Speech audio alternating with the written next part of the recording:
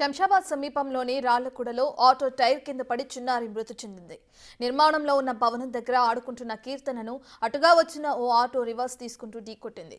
Auto కింద పడి చిన్నారి ప్రాణాలు కోల్పోయింది. ఆటో డ్రైవర్ నిర్లక్ష్యం వల్లే చిన్నారి కీర్తన ప్రాణాలు కోల్పోయిందని తల్లిదండ్రులు కన్నీరు మున్నీరయ్యారు. ఘటనా స్థలానికి చేరుకున్న పోలీసులు కేసు నమోదు చేసుకుని దర్యాప్తు చేస్తున్నారు.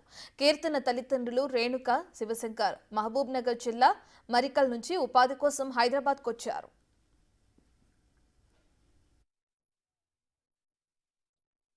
ऐसा गाड़ी पीछे लगाया सर। पीछे लगाया तो वो लोग हटाओ बोले गाड़ी। वो मम्मी पापा उसके दोनों है गाड़ी पे, वो बच्चे का। तो मेले लगाता है हम लोग गाड़ी हटाओ।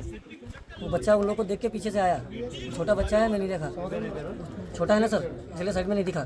పని చేసుకుంటున్నాం. పాప ఆడ ఉసుక బొడ్డ మీద కూర్చున్నది. ఆయన సిమెంట్ బండి ఎంకెక్కడానికి పోయి పాప మీద దొక్కిచ్చింది.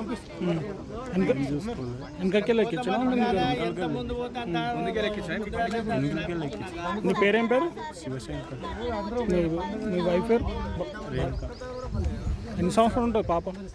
సంవత్సరంన్నర. ఏం పేరు? కీర్తి.